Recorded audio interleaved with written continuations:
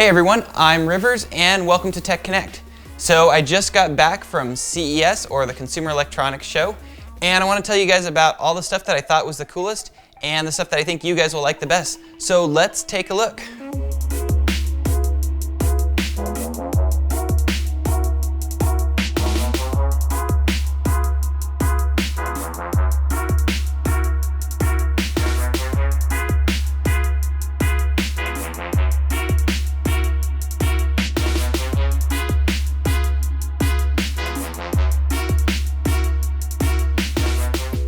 Okay, first up, I think everyone on my channel is going to want to hear about the Nvidia Shield console. A new one was just released, and it's got basically the same hardware and GPU as the old one, one less micro SD card slot, but basically similar to the other one, but it's had a lot of software improvements. So now you've got Amazon Video on there, which is the biggest software improvement to me, a lot of other little tweaks, and the coolest news is all of that software improvement is going to be coming to the old Nvidia Shield via a software update as soon as the new one is released. And of course the Shield is just smaller than the other one. It's about 40% smaller, and I think the form factor looks great. So if you're like me, you've probably been waiting to see what the next Shield was going to be like before you buy another Shield console. And you don't need to replace your old Shield console. This one's very similar, but if you're gonna buy one, this is a lot like the old one, plus you get some added bonuses. You get a free remote control with it, which is a $50 value, and it's got a redesigned controller that also comes with it. This one is Bluetooth, and I tried it, and I think it's actually more responsive than the old one. Plus it's been thinned down now so that it's lighter, and I think it's a little bit easier to hold. But the main thing is that it's Bluetooth now, so you can use it with the Shield or other devices, and it's a really good controller.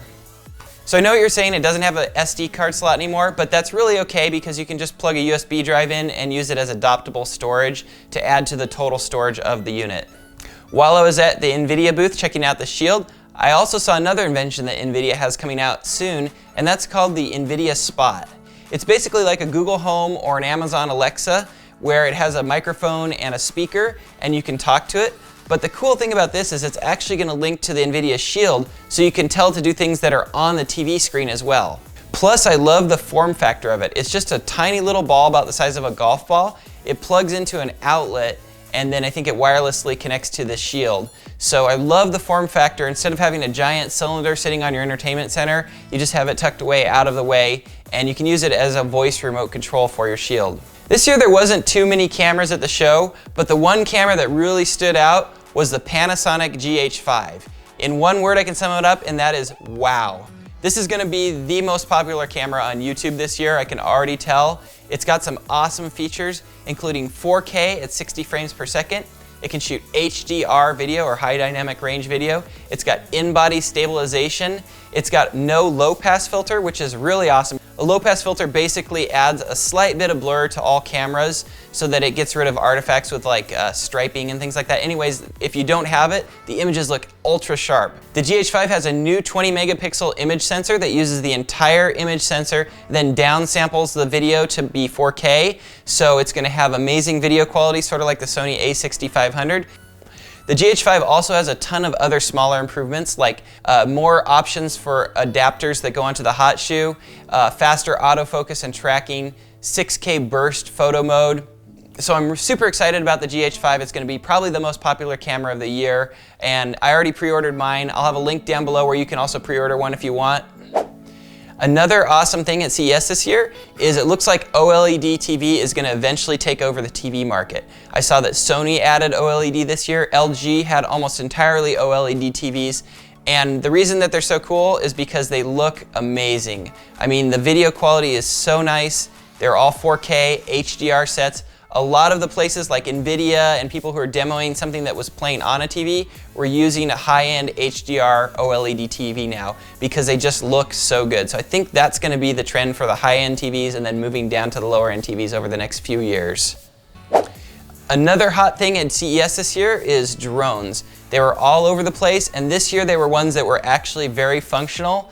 First I went to DJI, which has a huge selection of awesome drones for anything from cinematography all the way down to super portable drones that you can fold up and just about put in your pocket. I saw they have the Phantom 4 Pro, which is actually just like the Phantom 4, but a little more safety features, and it has a new amazing camera. I mean, it's like 3 steps up in camera quality from the old one.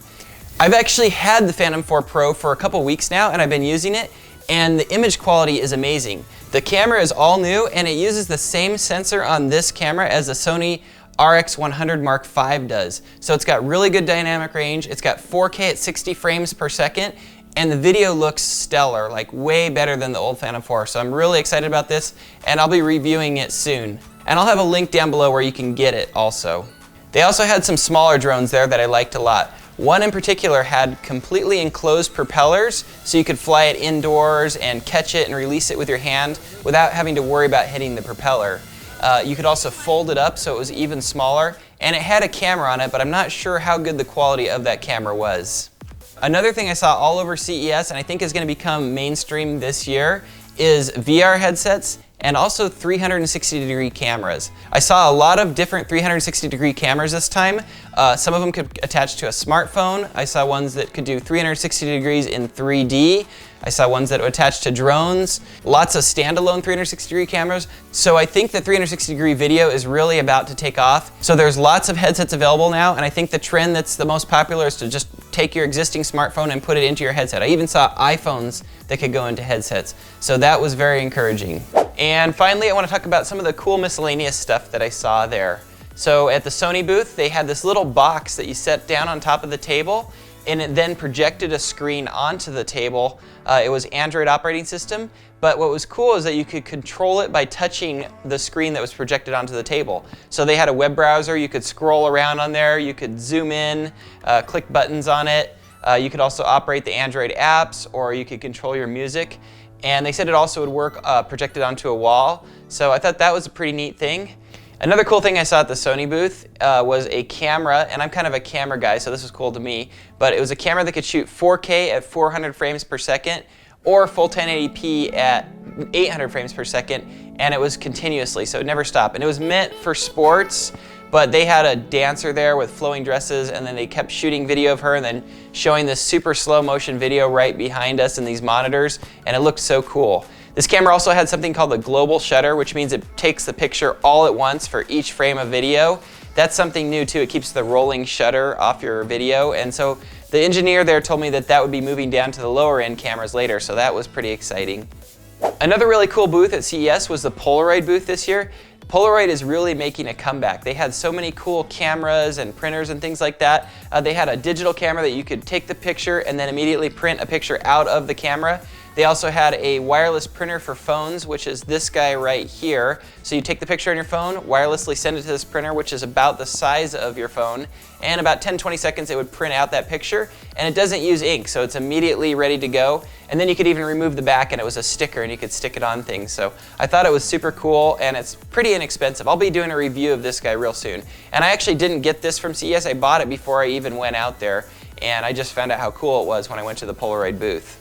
Also, I talked to the MiniPC maker called Minix. A lot of you who subscribe to my channel already know them. They make Android media players and Windows media players, and they should be having a new Android media player coming within a month, running Marshmallow and with the latest chipset on there, so that's good news. Another thing I saw at CES this year that was really cool was laptops, like ultra lightweight ones. For example, there's the LG Gram that comes in 13, 14, and 15-inch sizes. It's got almost zero bezel around the edge, just a very thin bezel. The screen looks great. And they take advantage of the new Intel Katy Lake processors, so they're very power efficient and powerful. And a lot of them had GeForce cards in them also for video editing and gaming. There was also a Samsung Note 9, and it looked amazing. Again, a super thin bezel. You could fold the screen all the way flat to the table, and then you could flip it around so that people on the other side of the desk could see what you were looking at, and a bunch of other cool features on this laptop, so I really liked that. I also saw this really cool laptop from a company called Razer. It's a gaming laptop company, and the laptop folded out, and then you had two screens on each side of the screen for gaming. I thought that was pretty sweet. Now sadly, that laptop actually ended up getting stolen at the event, which is really sad because I thought everyone there would be cool to each other and not do something like that. So I had a great time at CES. I learned a lot. I saw a lot of cool things. Vegas was fun too. I got to visit my friend who lived there, and he had a little party with fire dancers and his pool and everything. It was really cool. Anyways, I'll put a link to all the products in this video that are already available in the video description down below, and also have information to any of the products that aren't available yet. Thanks again for watching, and as always, aloha.